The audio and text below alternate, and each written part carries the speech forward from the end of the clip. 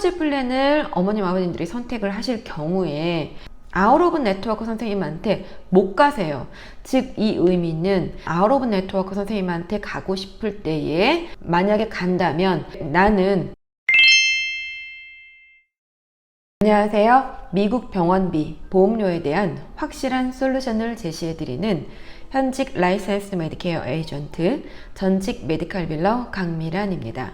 메디케어 어드밴티지 HMO 플랜이 과연 무엇을 의미하는지 그 실제 상황에서 제가 어머님 아버님들에게 알려드리기 위해서 이 영상을 제작했습니다. 왜냐하면 HMO 플랜이랑 PPO 플랜이 있다는 걸 알지만 이 HMO 플랜의 답답함을 이해하시고 HMO 플랜에 가입하시는 분들은 그리 많지 않으세요.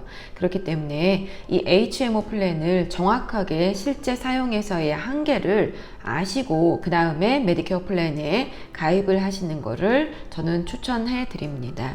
뉴욕에 계신 K 아버님이 어떠한 플랜이 자신에게 더 맞겠는지 저에게 의뢰해온 상황입니다. 이 아버님은 워낙에 이미 제 영상을 많이 보시고 많이 아세요. 그래서 어드밴티지 플랜이랑 서플리멘털 플랜의 이 차이를 다 이해를 하시고 자신은 어드밴티지 플랜으로 하겠다고 마음을 먹고 저에게 전화가 오셨습니다.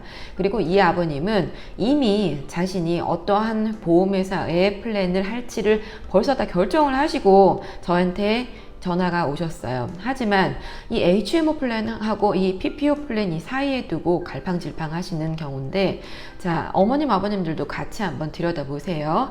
첫 번째 플랜은 HMO 플랜입니다. 그래서 월 추가 보험료가 $0예요. 이 월 추가 보험료가 $0인 이 의미는 월 $174.70, 즉 2024년도 메디케어 파트 B 보험료를 의미하는 거죠. 이거를 내고 나서도 이 플랜을 가입을 할 경우에 월 추가 보험료가 $0라는 걸 의미합니다. 그리고 치과 보장이 $1,500이고, 그리고 내과 선생님한테 갈 경우에 $0의 코페이, 그리고 OTC 혜택이 분기별 $80의 혜택이 있습니다. 즉 석 달에 $80의 오버 더 카운터, 그리고 첫 번째 플랜도 두 번째 플랜도 다 약 플랜이 다 포함되어 있는 그러한 플랜입니다. 그리고 두 번째 플랜 같은 경우에 같은 보험회사인데 PPO 플랜이에요. 그래서 PPO 플랜으로 월 추가 보험료가 $30인 플랜입니다. 즉 다시 말해서 어머님 아버님들은 이 플랜을 선택을 할 경우에 메디케어 파트 B 보험료 $174.70를 페더럴에 내시고 나서도 그 다음에 월 추가 보험료 $30를 이 메디케어 플랜 회사에 납부를 하셔야 된다는 거죠. 네, 그리고 치과 보장은 $1,500로 동일하고요. 그리고 내과 선생님한테 가실 경우에 $20의 코페이가 있고, 그리고 OTC 금액은 분기별 $40입니다. 즉 석 달에 $40의 혜택을 갖는다는 거죠.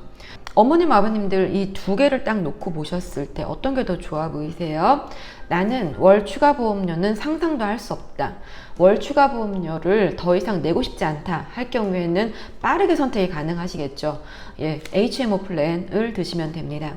그리고 월 추가 보험료 나는 내더라도 좀 더 많은 의사 선생님한테 갈 수 있는 그러한 기회를 가지고 싶다 할 경우에는 이 두 번째 PPO 플랜을 선택하시면 돼요.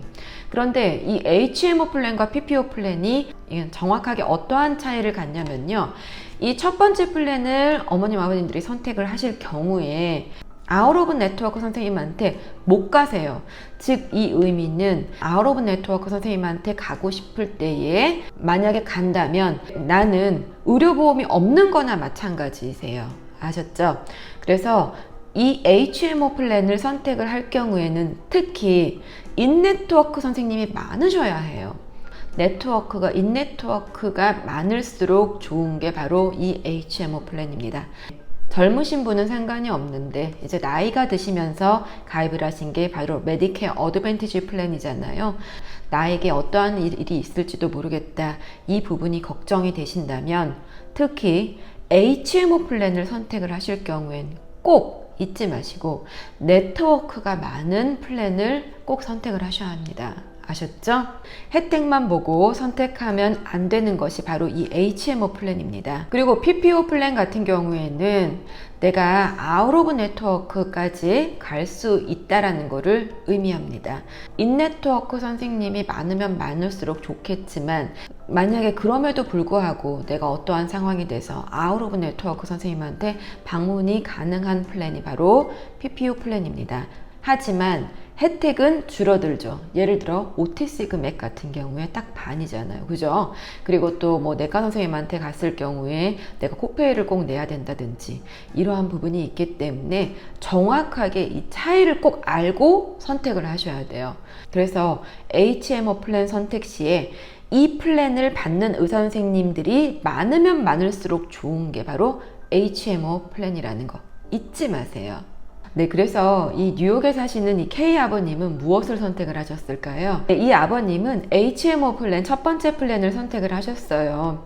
왜 이 K 아버님은 HMO 플랜을 선택을 하셨냐면 이 메디케어 어드밴티지 플랜을 받는 인네트워크 선생님이 상당히 많으셨고, 그리고 또 더군다나 이 아버님 같은 경우에는 미국 의사 선생님도 가능하셨어요. 그리고 제일 중요했던 건 월 추가 보험비가 없었다는 이 부분이 상당히 매력적이었다고 아버님이 말씀을 하시더라고요. 그래서 이 HMO 플랜을 선택을 하실 경우에 이 K 아버님처럼 이렇게 HMO 플랜과 PPO 플랜의 극명한 장단점을 확실히 이해를 하시고 선택을 하셔야 되겠죠.